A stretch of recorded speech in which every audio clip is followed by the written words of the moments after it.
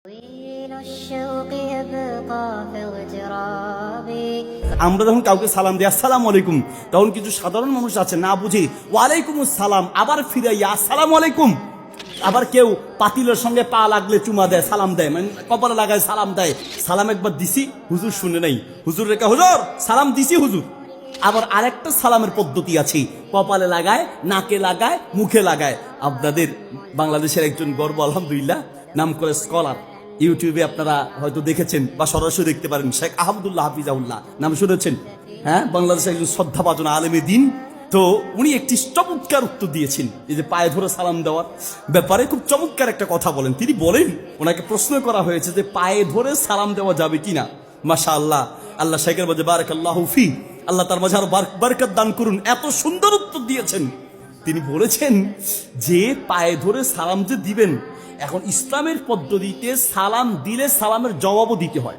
আর নিয়ম হচ্ছে যে আপনি আমাকে সালাম দিবেন, আমি তার চেয়ে উত্তম জবাব দিতে হবে, অথবা কমপক্ষে ওই পরিমাণ জবাব দিতে হবে। তার মানে আপনি যদি বলেন আসসালামু আলাইকুম, আমি বলতে হবে ওয়ালাইকুম আসসালাম কমপক্ষে।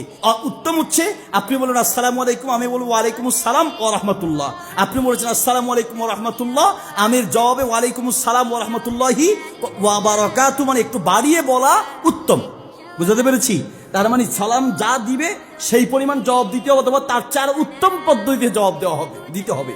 তো শেখ আহমদুল্লাহ হাফিজাহুল্লাহকে যখন প্রশ্ন করা হলো যে পায়ে ধরে সালাম দেওয়া যাবে কিনা, উনি এটার জবাব দিতে গিয়ে বলছেন যে পায়ে ধরে সালাম যদি দেওয়া হয় তাহলে এটার উত্তরও তো দিতে হবে, উত্তরটা কমপক্ষে ওই পরিমাণ বা তার চেয়ে আর উত্তম পদ্ধতিতে দিতে হবে।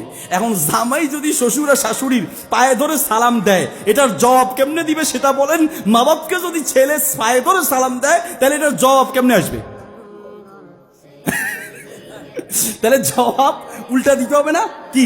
মানে আপনার পা ধরছে, আপনি আবার ছেলের পা ধরবেন, হইলো? নাউজুবিল্লাহ বলেন। তাহলে এই পদ্ধতিটার যে বানর পদ্ধতি স্পষ্ট বোঝা যায়, ঠিক কিনা? সম্মানিত উপস্থিতি, বলছিলাম যে সালাম দিবেন সুন্নাহ পদ্ধতিতে, সালাম দিতে হয় মুখে।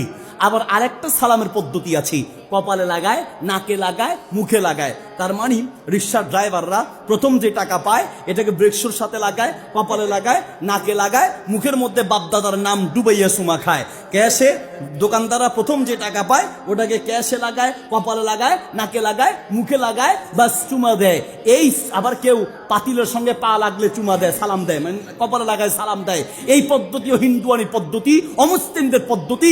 ইসলামী পদ্ধতিতে সালাম শুধুমাত্র মুখে হবে, পায়ে ধরে কপালে লাগানোর সালামের পদ্ধতি ইসলামী পদ্ধতি নয়, ঠিক কিনা? আবার সালামের ক্ষেত্রে আরো কিছু ভুল আছে। আমরা যখন কোনো সাধারণ ব্যক্তিকে সালাম দেই, তো সাধারণ মানুষরা মনে করছে যে সালাম খালি আমরা দিমু আর হুজুরেরা খালি নিবে। আমাদের পেট একটু বড় তো, ঠিক না? সালাম খালি আপনারা দিবেন আর আমরা খালি সালাম কি নিব? আমাদের গোডাউন বড়, নাউজুবিল্লাহ বলেন।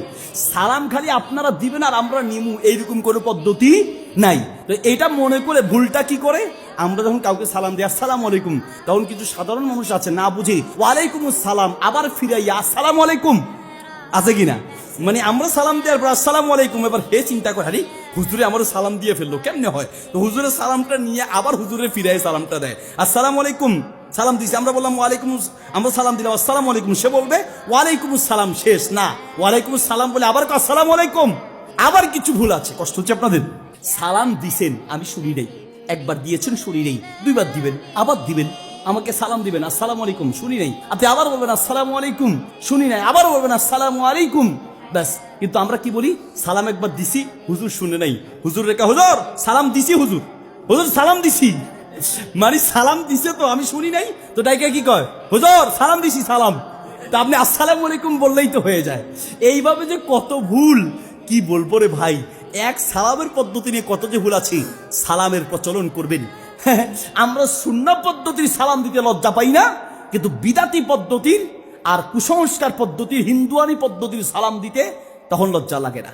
লজ্জা লাগে ওই সুন্নতিটা দিতে, কিন্তু বিদাতি আর হারাম পদ্ধতি তারপর হিন্দুয়ানি পদ্ধতির সালাম দিতে তখন কি লজ্জা লাগে না। পায়ে ধরে সালাম, ঈদ আসলে পায়ে ধরে সালাম, এমনি বিভিন্ন সময় দূরে থেকে আসলেই পায়ে ধরে সালাম দিতে এটাতে লজ্জা পায় না। নিয়ে সেই বুখারীতে 397, 98, 99, 400, 401 নাম্বার পৃষ্ঠা, সুনানে তিরমিজিতে হাদিস আছে, মুসলিমে আছে, আবু দাউদে আছে, মুস্তাদ আহমদে আছে, সহিহুল জামি কিতাব আছে। প্রায় হাদিসের কিতাবে সালাম দেওয়ার স্পষ্ট পদ্ধতি আছে। সালাম হবে মুখে, পায়ে ধরে সালাম দেওয়ার পদ্ধতি ওটা হিন্দুয়ানি পদ্ধতি, তখন মুসলমানের পদ্ধতি হতে পারে না।